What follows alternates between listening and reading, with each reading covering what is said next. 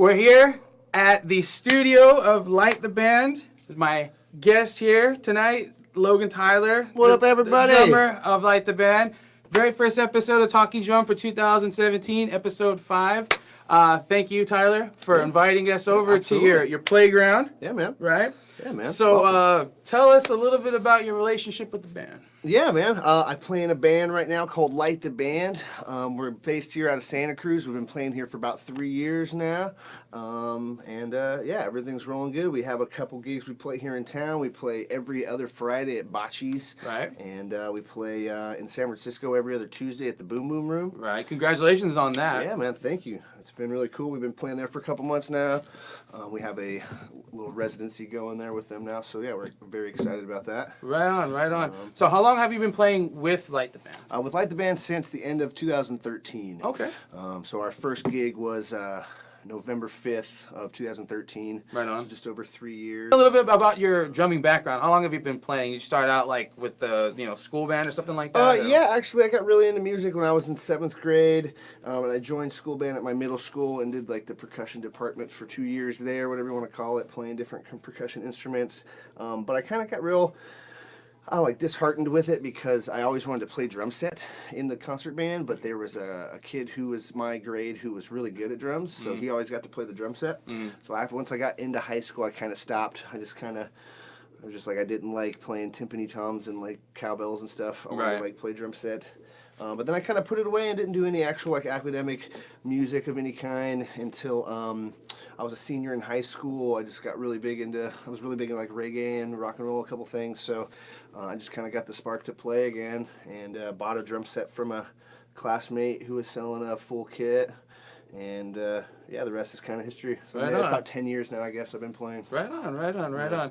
So I often ask this of the guests. So do you have any inspiration, like drummers? It doesn't necessarily need to be just drummers. It could be, like musicians in general. I'd say for me, Stevie Wonder, even though he does play drums, the guy is just, he blows my mind with, his entire, catalog of stuff he does. But is there anybody that just like, man, you hear them, you see them, and they're just like, to get that spark, Yeah, I'd say lately what my biggest inspiration has been in the last maybe year, 2 years has been, I'd say, the Grateful Dead.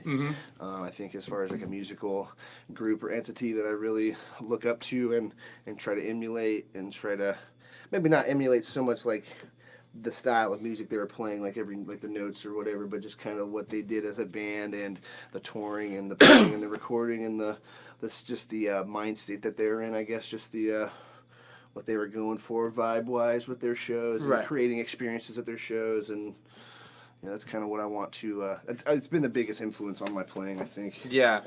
Well, I mean, this town loves the Dead, and I mean, this town has roots in the Dead. The Santa Cruz Mountains has, is the birthplace of Mr. Jerry himself. So I mean, that's awesome. I think a band really that can get that kind of feel, especially in this area. You guys, I mean, I've been to you guys' shows. You've got the crowds eating out of your hands. You guys do what you guys do, and you do it well. Tell me a little bit about your drum setup. Like when you go to a gig, you play a show. I mean, we have we have one of your kids here. So sitting behind my kid here. I play a pretty normal 4-piece, you could call it, snare drum, high tom, floor tom, kick. Just a couple cymbals is pretty much my basic kit. I have another kit that I gig with now, which is an old Ludwig kit, the 1965 Ludwig kit that I really like that I just got. So this has kind of become my practice kit. This kind of sits up in the room now. But this is pretty much it. Nothing too special, nothing too crazy. This is my favorite snare drum in the world. This is my Craviotto snare. I actually want to give a shout out to Johnny Craviotto, rest in peace.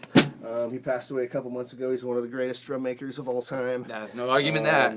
And yeah, they're actually going out of business, which is crazy. So this thing is like will become a real deal collector's item. So yeah. So we have a clip of Tyler in action with Light the Band. We're gonna jump to that clip, and then we're gonna come back, talk a little bit more with Mr. Tyler, and we'll be back in a few with that. In the meantime, enjoy this clip.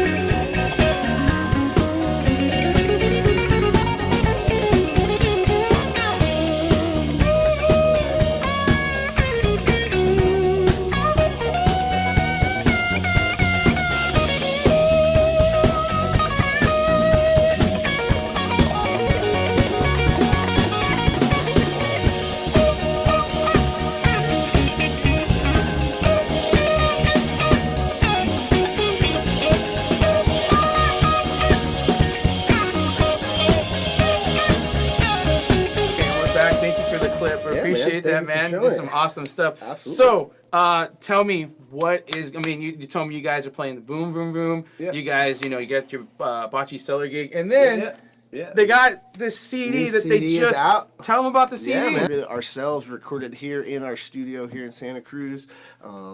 Really proud. I produced it, mixed it, and we did everything. It's all original music too, so that's something we've been working really hard on. We've been writing music together since we started playing together 3 years ago, so I feel like this is really the culmination of all that time that we've been playing together. And the band's kind of changed over the years. We've added a few members, so this kind of reflects all that too. Definitely the point. I want to make a nice listening experience for people.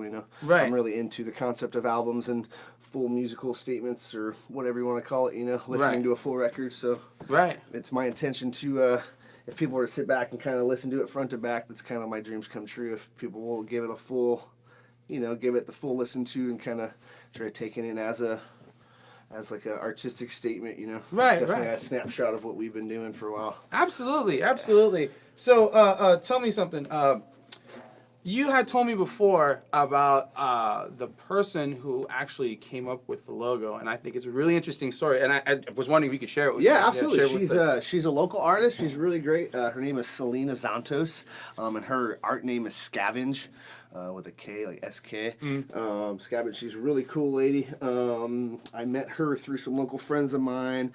A couple of my friends run Lemon Tree and the Most Funky Clique. Shout out to Lemon Tree. Yeah, shout out to Lemon Tree and the boys. But just being from around here, I have a lot of friends that do artwork and different graphic design.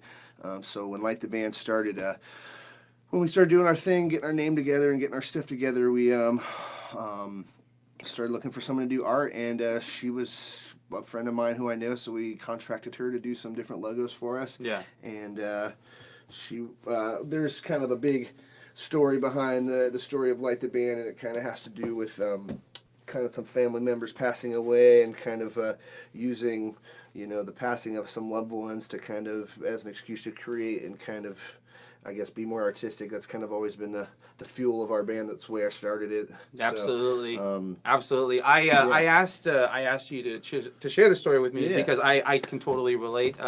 I started picking up drums more seriously after I lost my dad, but it's the ability to turn tragedy into things of strength and power, and it ultimately is glory, because it's a thing that makes you feel empowered. This is something special that you can do, and your friend, same thing. Anybody that can kind of turn that loss into a positive, I mean, big ups on them. Yeah, I think the best way to honor people that pass away is to create for them, whatever it may be.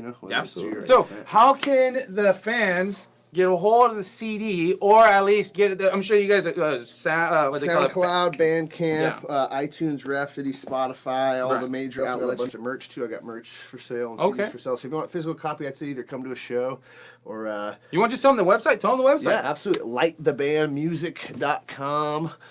You can check us out, check out all our shows, check out our new merch. We have a bunch of videos up, a bunch of pictures up, tons of music up. I also record tons of live shows that we play. Guy, he knows what he's doing. He's putting out his heart and soul when he goes and he does this with his band. So go and check him out. Go and take a listen to him. What are some things you like to do, like outside of playing music? If I'm not playing drums, I'm either dorking out in front of a stereo, in front of a speaker, or just listening to music, or playing ball. Right on. Yeah, man. Right on. Cool. Well, we're gonna wrap it up. Thank you, Dave. Logan, thank you so much for coming and interviewing with us. I just want to give a couple of quick shout outs. I want to give a shout out to the Cohesion, my current band. You can find us Facebook / the Cohesion SC JBQAV. Want to give a shout out to Blue Shell Gaming over in Clovis and Madera. Also want to give a very, very, very, very big shout out to my girlfriend, being super supportive, helped me out through all the dark times, walking me through all the times you kind of lose your confidence. It's always good to have somebody there to kind of have your back and make you kind of feel like you're a little bit higher in the above the clouds than you think you really are. And I want to leave you with that. Much love. We'll see you next time, guys. Peace. Peace out.